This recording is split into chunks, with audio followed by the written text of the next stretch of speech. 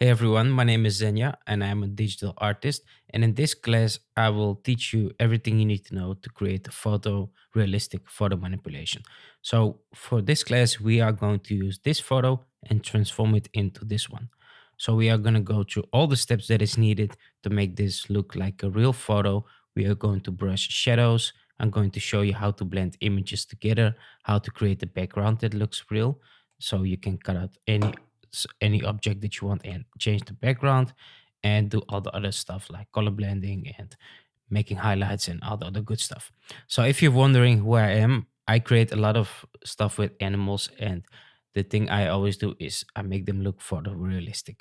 For instance, the technique that I used in this class, I also used to create this. This is also some old work from me that I also created using the same technique, and also this one. And this one actually went viral on Instagram.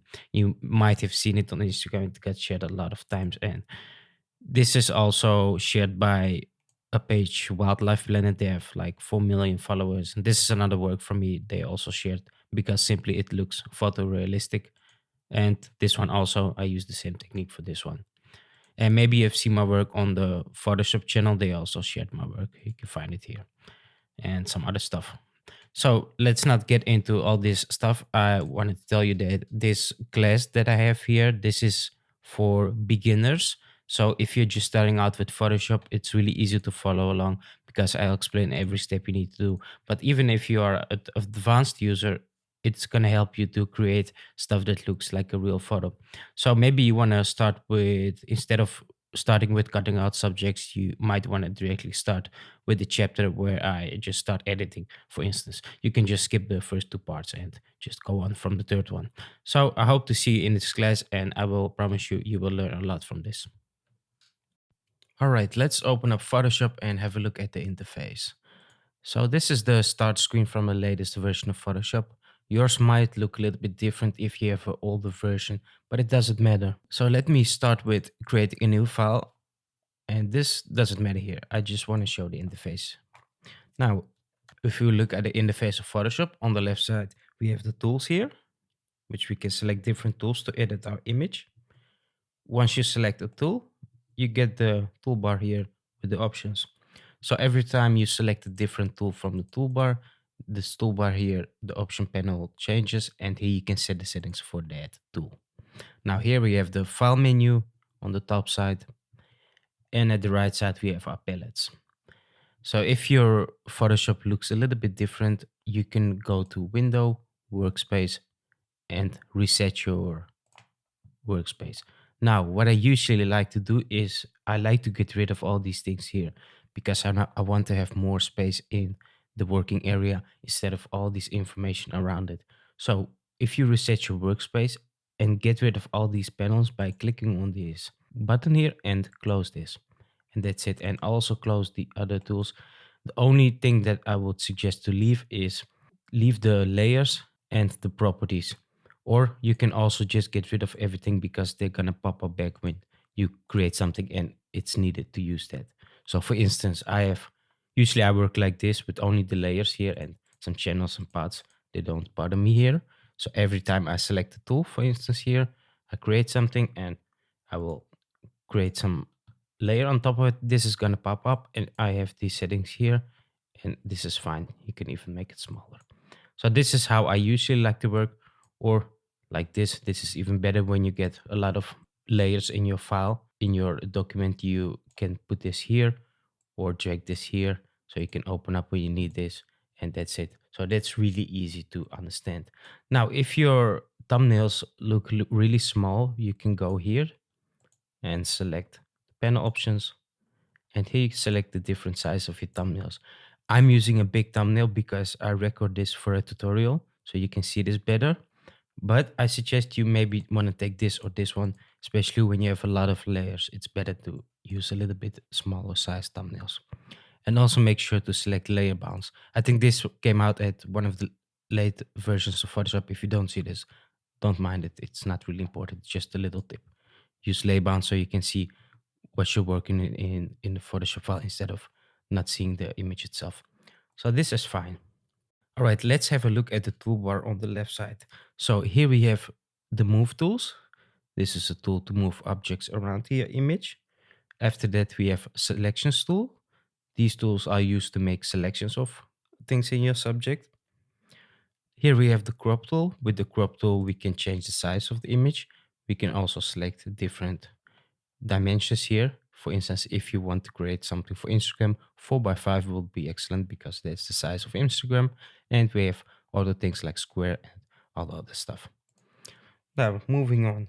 Here we have the eyedropper tool, which you can use to select colors. So if you select this and you click on a color in the image, it's going to select here and it's going to change to that color.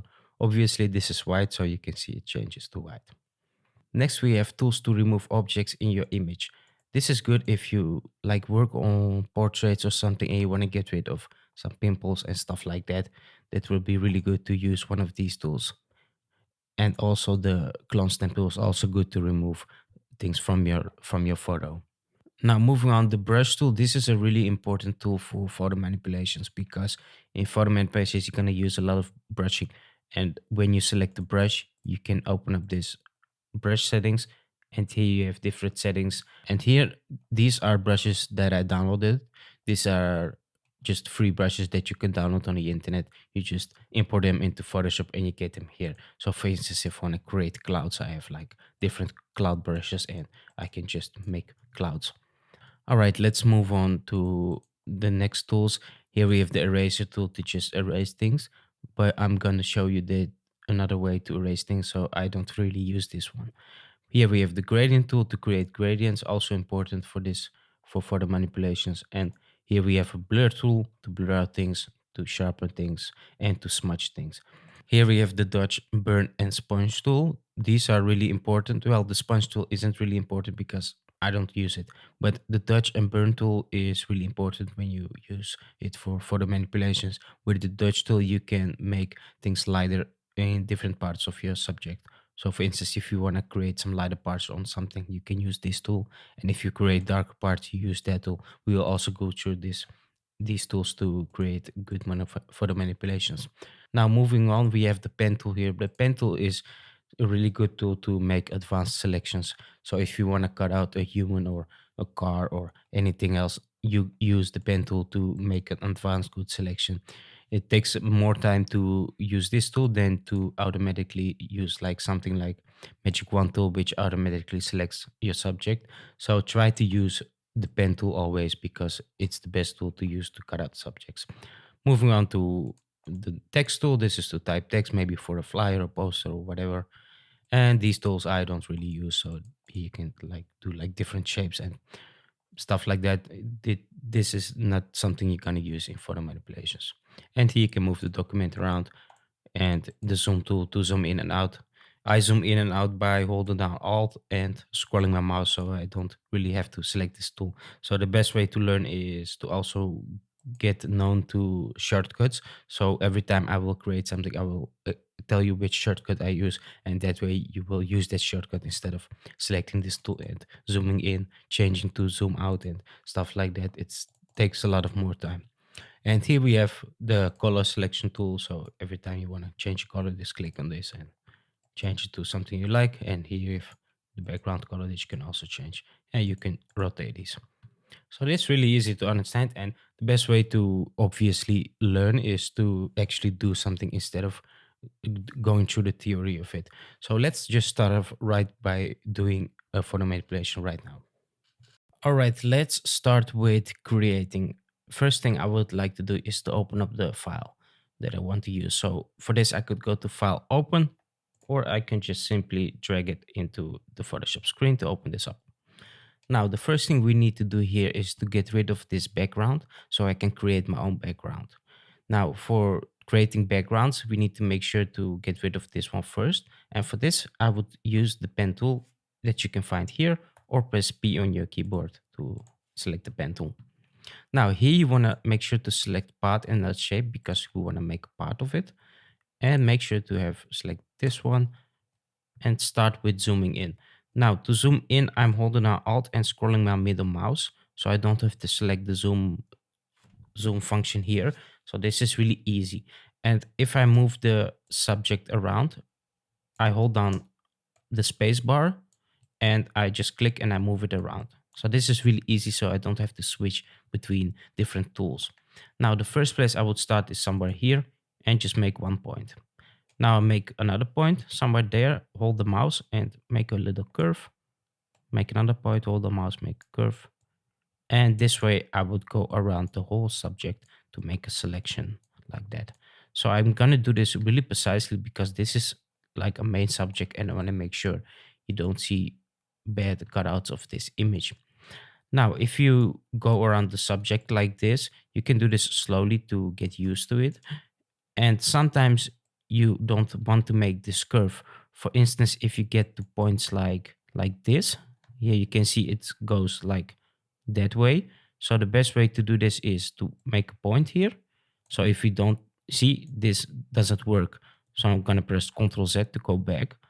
And if I press on this point, make this curve, hold down Alt on my keyboard while holding down the mouse, bring this anchor point to the start. And that way we are starting from a new point without this curve. And that way I can create a nice curve that makes the subject better to cut out. So also when you get to this point, you need to go back. So I'm gonna bring the anchor point back. And the same for this one. If you want to have it really precisely to get this like this art edges and make it look good. So all these little things that will matter if you do this precisely, because at the end you will see this all if you don't do this good. So try to do this until you are around the whole subject and you have a nice cut.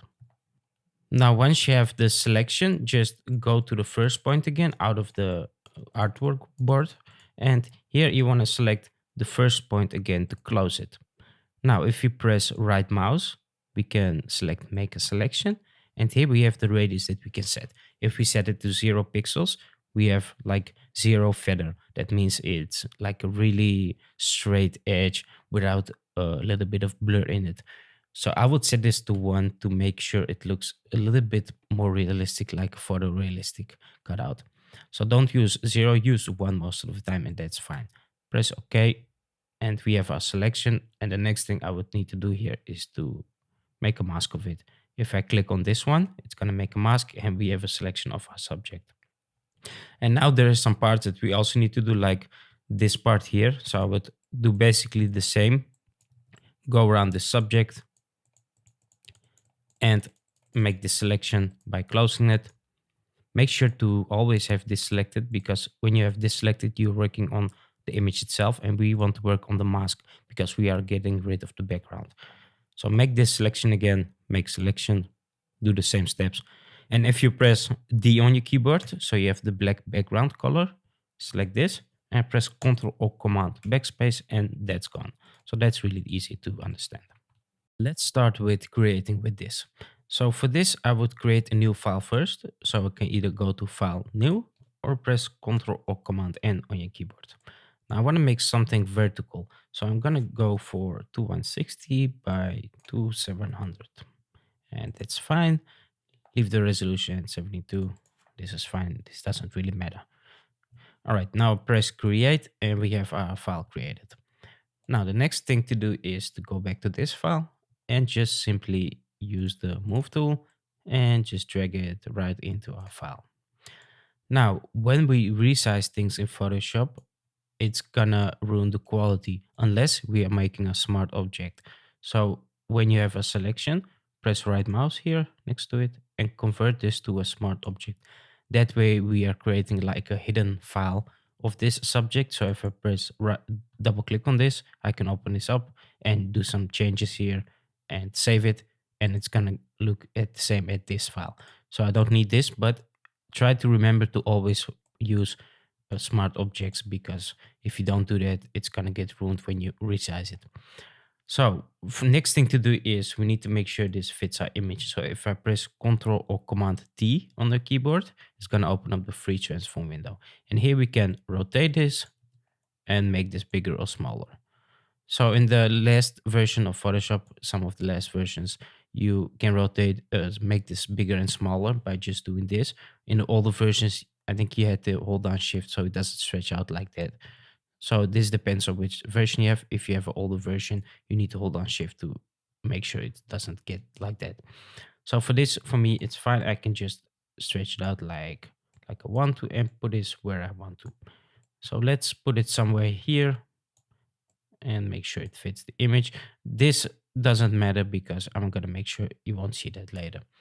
Just make sure it's somewhere in the center. I think this looks fine. Next thing to do is to import our butterfly. I have this butterfly that I found and I can just drag this here. This is a PNG file, so I don't have to worry about cutting this out. So let's put this somewhere there. Make sure to have like realistic sizes. I have seen a lot of people that create something and the butterfly or the other things in the image doesn't have realistic size and it just doesn't look real anymore. So try to spend a little bit of time on making sure it's the right size, because if you do it like this, it just looks weird. It doesn't look like he's looking at it. So make something realistic like that. All right, next thing to do is to import our background. You can see here on this image, let me remove this and show you. We had a green background. So to make this look realistic in this one, I would also use something green and not, for instance, blue or something, because we have all these things here cut out and you can still see a bit of a green of that. So try to use also the same color tones as the original image. So I'm just going to import this background, press enter, and move this layer underneath those. So these layers are like stacks of, you can compare them with stacks of paper. If you put something above the other paper, you won't see the thing that's underneath it.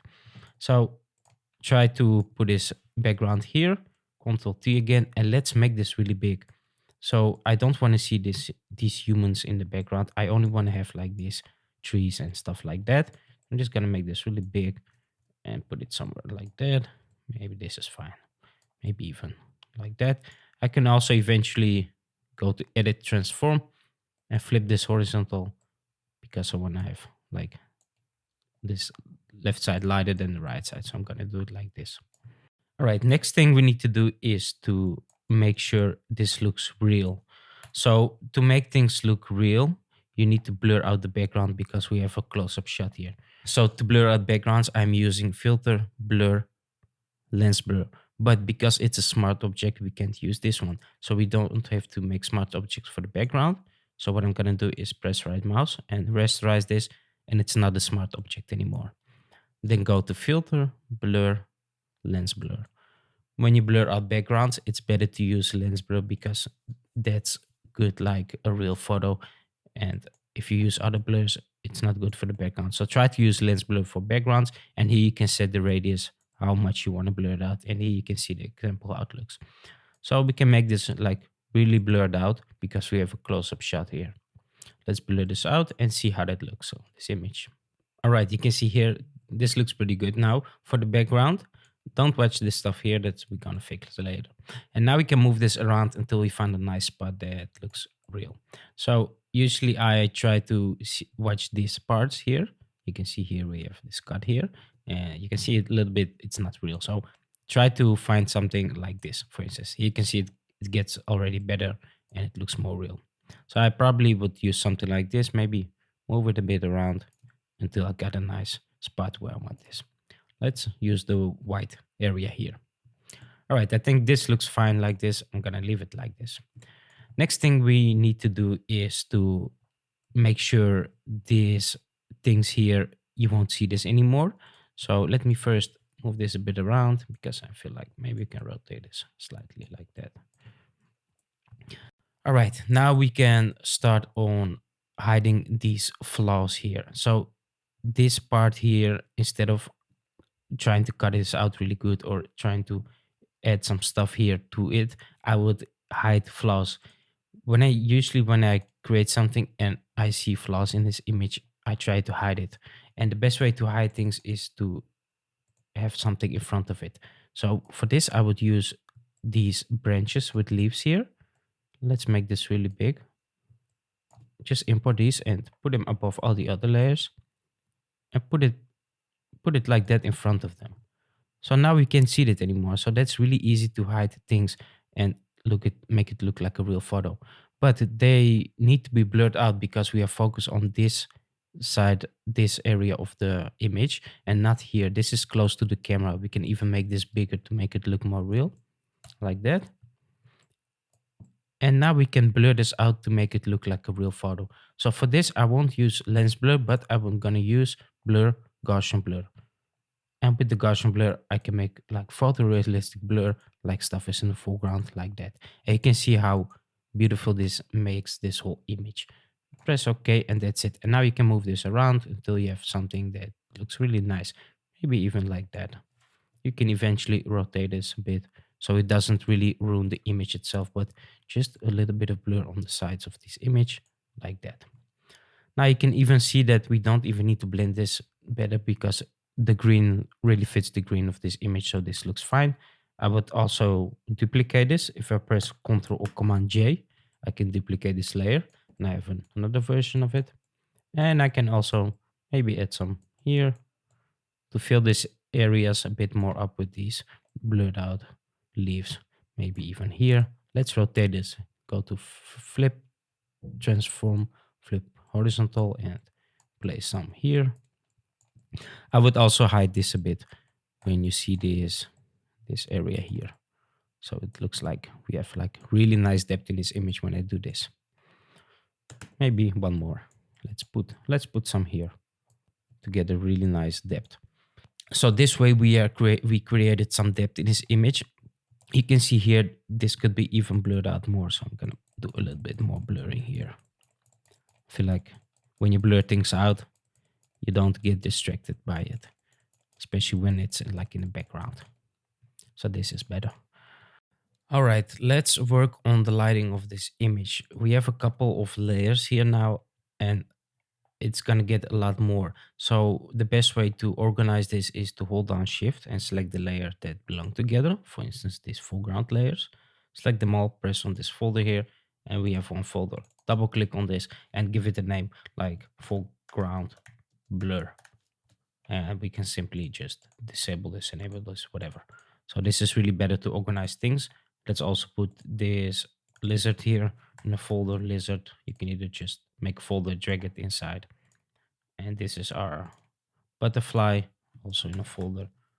So this is really good to organize things. And if you press right mouse, you can even give it a color if you want. But I barely do that. I just make folders and this is fine. And we can also make like a folder for the background if you want to. All right, now we have a background. Now we have folders for everything. Now we can start on working on the lighting for these different subjects here. So for this, I first want to define where is my lighting going to come from. For one, my lighting coming from there, I need to make sure this side of these animals, this lizard, this butterfly is going to get darker. So let's imagine our lighting will be coming from there. Let's make a new layer and select the brush. And if you go here, you have the brushes that you can select. Just select a normal soft round brush. Bring the opacity all the way up and bring the hardness all the way down. So we have a soft brush. Select white as your foreground color. Make it a bit bigger. And just let's make that white a bit yellowish so we can see this better. Make it a bit bigger like that. All right, this is our lighting. Gonna make it bigger. If I change the blend modes here, I can create different type of effects to this layer.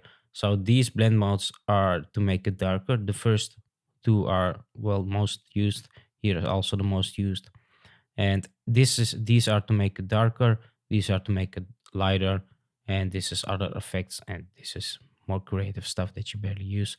And this is for the colors. So for the lighting, I want to make it lighter, obviously. So usually I select screen. And you can see here, we get a nice, beautiful glow coming from the background now. But because we have this glow here now, we need to make sure the area here on this lizard is going to get a bit darker to look it more like a real photo. So for this, I'm going to select the lizard layer here, this one. And if I go down here, I have adjustment layers here that I can select, and this will affect the layer underneath it. So for this, I'm going to select curves. Curves I always use to create lighting. So if I click on this, and if I click this button, it's going to only affect the layer underneath it. So if I disable this, it's gonna also affect the background and stuff underneath it. I don't want that. I only want to affect the layer underneath it, only this one. So let's press this. If we move these sliders around, this curve, I mean, these are the highlights here. So if we move this to the left, it's gonna get really light. These are the midtones here that we can move around, and these are the shadows.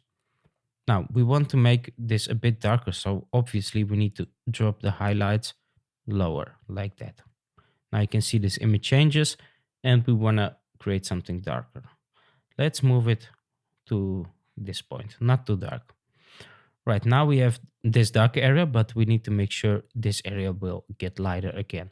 So what I'm gonna do is I'm gonna press on this mask, then select the brush, and make sure to have a black brush. With a black brush, you can get rid of some parts, and with a white brush, you can bring back some parts from this layer.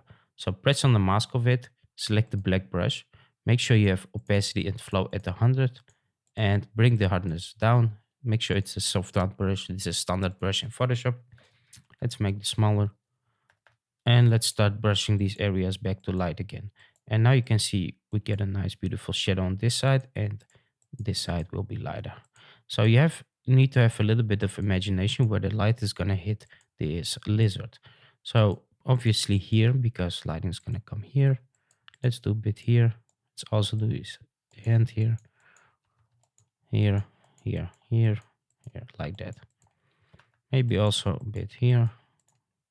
And this will be darker. Now you can see the differences. If I disable this, it's got darker. And if I want to create a bit more contrast to it, I'm just going to select the midtones and drop this a bit. Maybe not too much, just a little bit extra. All right, now we have some shadows here. And now I'm going to use the dodge and burn tool to make this even look better. Let's move this a bit to there. So we have a nice glow coming from there. Not too big. All right, let's create a new layer here on top of the curves layer. So create a new layer, press right mouse and create a clipping mask. If I create a clipping mask, you see this arrow, it's gonna only affect inside this layer. So inside this selection. So if I go to edit now, fill and select 50% gray, press OK. And we have like this gray color inside this lizard. If I change this to overlay, you won't see this anymore, and that's exactly what I want. I just want this layer to work with.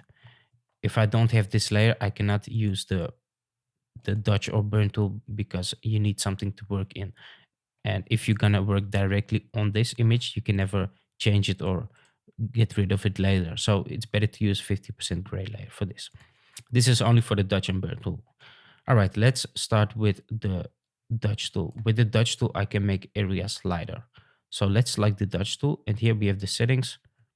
Let's go for midtones, exposure. Let's do around 50% and make the brush bigger. And just let's start brushing a bit. So now you can see these areas are getting lighter. And this is what I usually do to lighten up highlights. So these areas that got lighter, I can make them even lighter. Let's do also these sticky things that this lizard has. Let's do a bit here. Now you can see if you do too much, it's gonna get all white and we don't want to do too much. So let's drop the exposure here. Let's do a bit more here. So we have a nice, beautiful glow here. Let's do this part, maybe a bit here. These are just little things. Let's also do a bit here. Let's leave this part because this is where the shadow is. All right, this is our highlights. You can see the difference. We get nice highlights now. Let's create the same 50% gray layer again. Create a clipping mask, go to edit fill, 50% gray, change the blend mode to overlay. And now I'm gonna select the burn tool. And with the burn tool, I can make shadows. So let's select highlights. When you doing shadows, it's better to start off with highlights first. Let's say around 40-50%, maybe even less. And you can see here I'm making shadows now. You don't have to do this much, just do it a little bit. So we have nice shadows. This image already has shadows, so I wouldn't do this too much. Now, once you got a little bit of midtones done, Go a little bit of highlights and go to midtones and drop the exposure and do a bit more. Now let's do a bit here. You can make this small. Let's do a bit of this eye here behind him. Like that. Maybe some shadows here and drop the exposure again. Let's do a bit here, here. All right, I think this looks fine. I don't want to do this too much or else it's gonna get ruined. So if we compare this how it looks, this was first and this is now, and you can see the light matches the shadows and highlights now. And now I can move this a bit around because I feel like I don't want to ruin this image too much. Just gonna do it like this, stretched out, something like this. Maybe this is even a bit too dark now, so I can go to the curves here and let's bring this a bit up so it doesn't get really dark because photo looks still like daylight, and to make sure it's right. And this shadows, I would eventually drop the opacity here so you won't see that much, just a bit. Also give this butterfly some curves to make this darker, to give it a bit more shadow. Make sure to select this so I only affect the butterfly. Let's get a bit darker and just brush these parts away because we have lighting from there. And make sure some areas are lighter instead of like a flat image with no highlights. This is better like that. All right, now it's time to work on the colors here to blend this better together. So you need to make sure the colors match together. Now for this, let's first do the background. The background here is really light, so I'm gonna create a hue and saturation. And this is what I usually do to blend images better together. I would select hue and saturation for the colors. Make sure to press this again so we only affect this layer, and I would like to drop some color from it. When you drop colors from everything, it's gonna look better together directly. So this is really easy trick to blend things better together. And when you're done, you can increase the colors again. So let's drop this like around this range. I think this looks fine. It already looks more real. Let's do the same for the lizard. I'm gonna put these darker things a little bit less opacity. I feel like it's a bit too dark like that. Let's do some hue and saturation on this lizard. Make sure to press this. You can see here we have like this stacks of adjustment layers on top of it, and everything affects only this lizard. Let's drop this bit down like that. So we get less color, it blends better together. And eventually, if you want to change the color, you can use these sliders. So if you want to make it more like that, maybe this even works for this one. Let's make it more like the background. This looks better already. All right, let's do the colors of, let's see, these leaves. I have this leaf. So what I could do is I could put this in a folder inside our folder and do hue and saturation. So I directly infect this whole folder of it. Let's get rid of those colors. Move these sliders a bit around, and I think this looks fine. And let's also do some color from this butterfly. So hue and saturation again, and let's see if we can change this a bit less color. And we can eventually even change the color of it if we want to, but I still want to have this like a real photo, so I'm not gonna do this too much. All right, I think this looks fine. This is basically done. There are some next steps that you could do. For instance, apply presets in Lightroom to give it different kind of color tones, or just play around with the settings, and can create different stuff. You can also do camera raw filter, which you can find here, but I'm not gonna do that because not everyone has camera raw filter. So I'm just gonna leave it like this because this class is about how to make it photorealistic, and I think this looks pretty much photorealistic. So all the steps after that is just extra. All right, at this point I have everything as I want to. So I want to do some final adjustment to this. I'm gonna create a new layer on top of everything. Press Command or Control on Windows, Alt, Shift, and E. So we have a duplicated version of everything.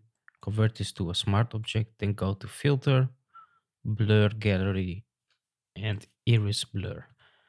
And here I can give more focus on the main subject here. So I want to make sure these areas around it are blurred out more. And here I can set the amount of blur. This is way too much, but I want to make it look like a real photo. So I won't do it too much, but a bit more blur on the edges of everything. And you can move these points around to see where it ends and starts.